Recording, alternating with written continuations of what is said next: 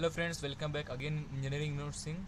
Here in this video I am going to explain what is viscosity, Unit 1 Fluid Statics. तो viscosity जैसे आप लोग बहुत पहले सुनते आ रहे होंगे, इस लिक्विड का विस्कोसिटी ये है, इस लिक्विड का विस्कोसिटी ये है, वाटर का अलग है, ऑयल का अलग है। तो एक्चुअल मीनिंग विस्कोसिटी मीन्स होता क्या है, हम विस्कोसिटी वर्ड क्यों यूज़ करते हैं। तो सबसे पहले तो हम देखेंगे विस्कोसिटी होता क्या है। तो viscosity is defined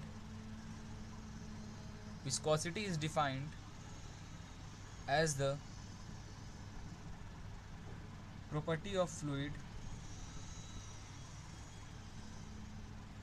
which offers resistance to the movement of one layer of fluid over another adjacent layer of the fluid. It means viscosity is defined as the property of fluid. Fluid का वो property होता है viscosity which offer resistance to the movement of one layer of fluid over another adjacent layer of fluid. For example, ये आपका हो गया surface, आपने इसे सरफेस माना। हम बोल सकते हैं फ्लूइड हमारा, फॉर एग्जाम्पल ये हमारा ये फ्लूइड हुआ, इसके अंदर ये मान लिए हमने फ्लूइड है, तो फ्लूइड का पहला लेयर, दूसरा लेयर, तीसरा लेयर, एडजेसेंट लेयर। हर फ्लूइड, जैसे कि आपका वाटर ले लो, वाटर का सरफेस का ये लेयर हो गया, देन उसके नीचे एक लेयर, उसके नीचे एक लेयर, उसके नीचे लेयर, ऐसे ऐसे बनकर उसने एक रेंज कवर करके रखा है, हाइट कवर करके रखा है किसी वेसल में। ठीक है, तो हम बोल सकते हैं तो ये सरफेस हुआ हमारा, ये सरफेस का हमारा ये पहला लेयर फ्लूइड का। ठीक है, ये फ्लूइड का दूसरा लेयर मान लें। ठीक है, ये फ्लूइड का हमारा तीसरा लेयर हो गया। ऐसे ये लेयर 1 लेयर, लेयर 2, लेयर 3। ठीक है, ऐसे फ्लूइड का लेयर। तो वही बोल रहा है property of fluid which offer resistance to the movement. जब वो मूव होगा तो जो मूव होने, वो सरफेस पे मूव हो रहा है, मीन सरफेस पे उसका प्रेशर एक्ट हो रहा है, तो सरफेस भी कुछ रेजिस्ट करेगा उसको। तो वही रेजिस्टेंस फोर्स जो है on the layer of fluid over, ये इस लेयर का रेजिस्टेंस इस लेयर पे होगा। सरफेस से सरफेस रजिस्ट करेगा लेयर 3 को, लेयर 3 रजिस्ट करेगा लेयर 2 को, लेयर 2 रजिस्ट करेगा लेयर 1 को। ऐसे पूरे लेयर जो फ्लूइड के होंगे एक दूसरे को रजिस्टेंस करेंगे विथ रिस्पेक्ट टू सरफेस, उसे हम बोलते हैं विस्कोसिटी। तो ऐसे में क्या होता है, नेचर बढ़ता है, विस्कोसिटी उसकी जो विस्कोसिटी बढ़ती है किसी लिक्विड की। ठीक है, तो ठीक है, ये होता है हमारा विस्कोसिटी। अब मैं विस्कोसिटी को डायग्राम बना के प्रूव कर सकता हूँ with respect to height.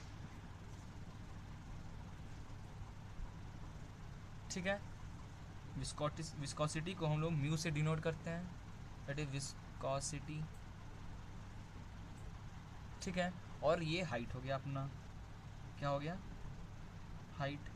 Height means ये लेयर, सरफेस से इस लेयर का हाइट, सरफेस से इस लेयर का हाइट, सरफेस से इस लेयर का हाइट। ठीक है, वो हाइट हो गया। तो जो डायग्राम बनता है हमारा height with respect to viscosity, ये ऐसा कुछ बनता है। फॉर एग्जाम्पल, हमने इस हाइट पे, इट इज़ ये हाइट कितना है सरफेस से, हमने मान लिया वाई हाइट पे हमारा जो विस्कोसिटी है म्यू है। ठीक है, नाउ डी वाई, हमने वाई हाइट माना, वाई से डी वाई हाइट पे जो हमारा विस्कोसिटी है वो कितना है, म्यू प्लस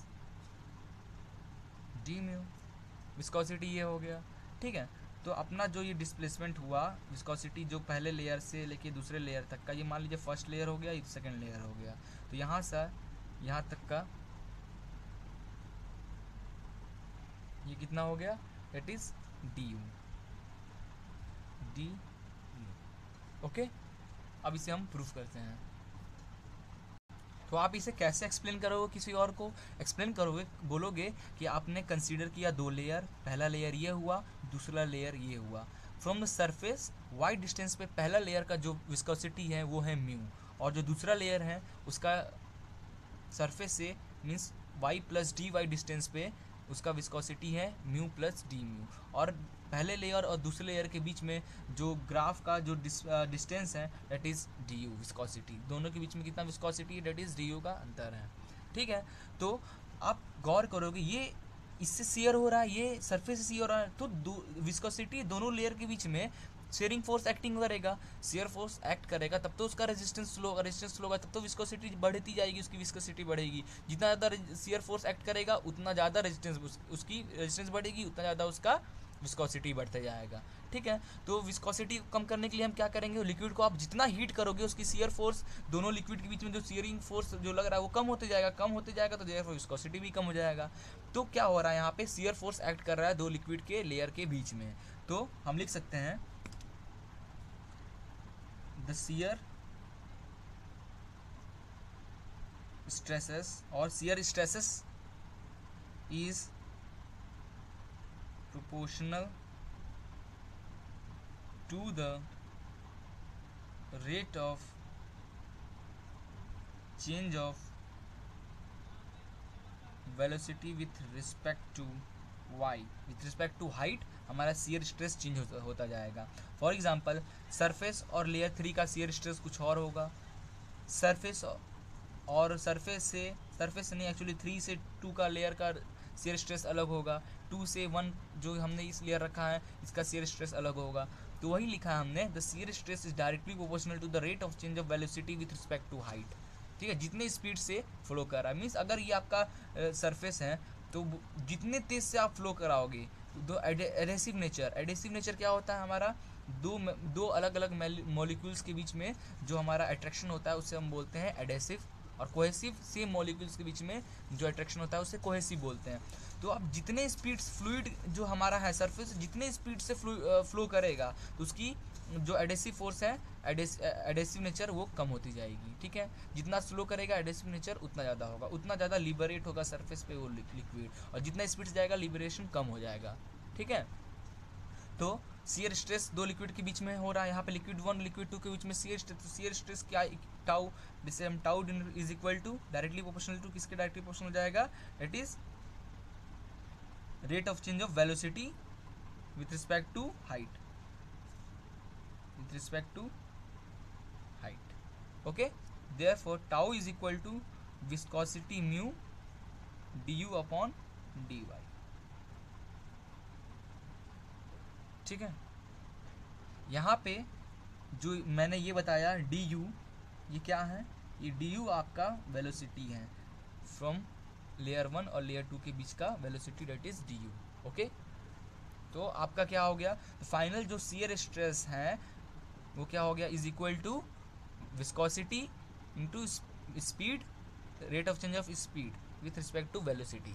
ओके, तो आपका विस्कोसिटी का फॉर्मूला क्या हो गया, it is tau d y upon d u, ये हो गया आपका विस्कोसिटी का फॉर्मूला। ओके, एसआई यूनिट क्या हुआ हमारा, विस्कोसिटी का एसआई यूनिट हो जाएगा that is newton second per metre square, और आप इसे बोल सकते हैं पास्कल सेकेंड।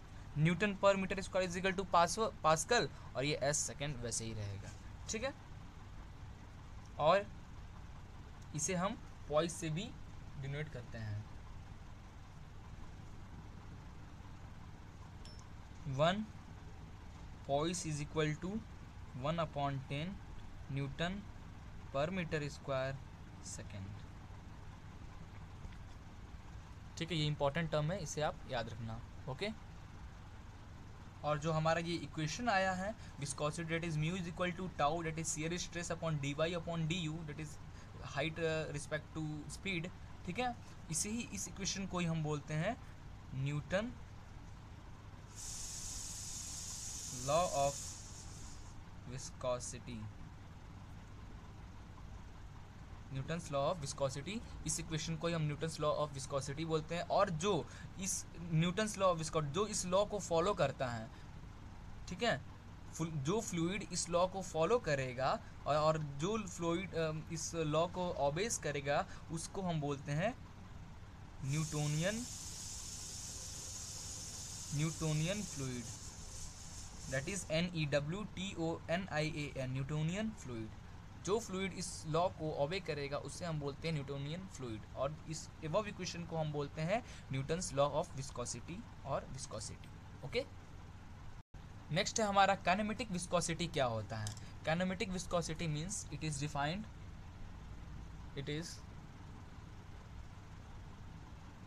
क्या होता है हमारा kinematic viscosity?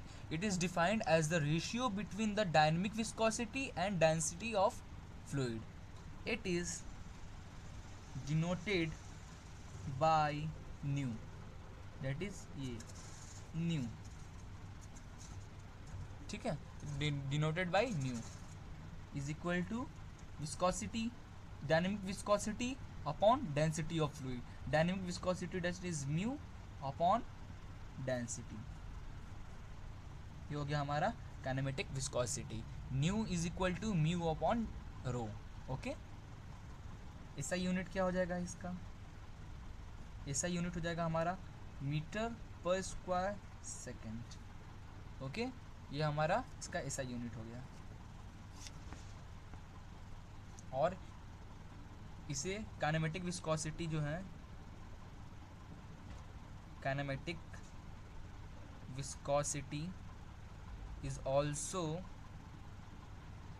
known as stock, इसे stock भी, kinetic viscosity is also known as stock, और 1 stoke is equal to centimeter square upon second is equal to 1 upon 100 square meter square second, which is equal to 10 the power minus 4 meter square per second। okay, और centi stock is equal to 1 upon 100 stock, ठीक है। Now variation of viscosity with temperature, temperature के change होने पे viscosity में क्या changes आता है, आइए देखते हैं। The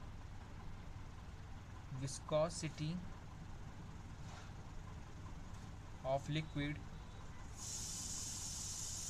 decreases with increases of temperature, but in the viscosity of gases increases with increase of temperature। ऐसा क्यों होता है?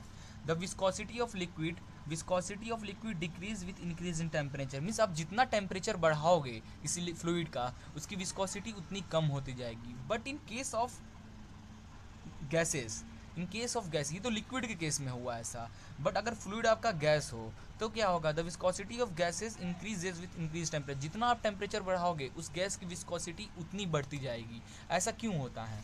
होता यूँ है कि द विस्कोसिटी ऑफ लिक्विड में, फॉर एग्जांपल ये एक कंटेनर हुआ, ठीक है, ये पहला लेयर लिक्विड का, ओके, ये लिक्विड का दूसरा लेयर, ठीक है, और ये लिक्विड का तीसरा लेयर, ऐसे लेयर वाइज लिक्विड पूरा कंटेनर में फिट है, ठीक है। तो क्यों ऐसे लेयर वाइज और लेयर वाइज फिक्स है? Because cohesive force means the attraction between same molecules, same, यह लिक्विड है, ये भी लिक्विड मॉलिक्यूल, ये भी लिक्विड मॉलिक्यूल, लेयर सेम है, तो ये जो लेयर सेम होने के कारण जो कोहेसिव फोर्स है वो ज़्यादा होता है लिक्विड में। तो क्या अगर आप टेम्परेचर बढ़ाओगे तो वो कोहेसिव फोर्स, जो अट्रैक्शन पावर है वो दोनों लेयर्स के बीच में, वो अट्रैक्शन पावर कम होने लगेगा। टेम्परेचर बढ़ाओगे, टेम्परेचर बढ़ाने से कोहेसिव फोर्स कम हुआ, देयरफॉर विस्कोसिटी भी उसकी कम हो जाएगी। मीन्स विस्कोसिटी जितना ज़्यादा होगा, मीन्स कोहेसिव फोर्स लिक्विड का जितना ज़्यादा होगा उसकी विस्कोसिटी उतनी ज़्यादा होगी, ठीक है। फॉर एग्जाम्पल गैसेस में क्या होता है? ये मान लीजिए एक कंटेनर हो गया, ये गैस हो गया, गैस के बीच में ऑलरेडी कोहेसिव फोर्स कम होता है, कोहेसिव फोर्स ऑलरेडी कम होता है, बट इन जिगजैग मोशन में रहता है। तो आप टेम्परेचर बढ़ाओगे तो जो गैस के मॉलिक्यूल्स हैं उनमें एनर्जी आएगा तो वो प्रीडोमिनेट नेचर में मूवमेंट ट्रांसफर करने लगे, एक दूसरे में टकराएंगे तो मूवमेंट ट्रांसफर होगा तो स्पीड बढ़ेगा। तो ये जो मॉलिक्यूल्स, गैसेस के मॉलिक्यूल्स हैं, उनके बीच में क्या होगा? स्पीड ज़्यादा होगा, मूवमेंट ज़्यादा होगा तो उसकी विस्कोसिटी बढ़ेगी। टेम्परेचर बढ़ाने पे हमारा गैस के जो मॉलिक्यूल्स के बीच में मूवमेंट पैदा होगा, मूवमेंट के कारण क्या होगा, विस्कोसिटी उस नेचर उस गैस का बढ़ती जाएगी। ओके, इसलिए गैसेस में क्या होता है, टेम्परेचर इंक्रीज़ करने पे विस्कोसिटी भी इंक्रीज़ होती है। ओके, आई थिंक आपको ये लेक्चर अच्छा लगा होगा। और कोई भी डाउट हो, कोई भी टॉपिक में इसमें डाउट हो तो डिस्क्रिप्शन में मेरी मेल आईडी दी हुई है, आप सिंपली मुझे वहाँ पे कांटेक्ट कर सकते हो। ओके, तो thank you for watching this video, please like and subscribe it.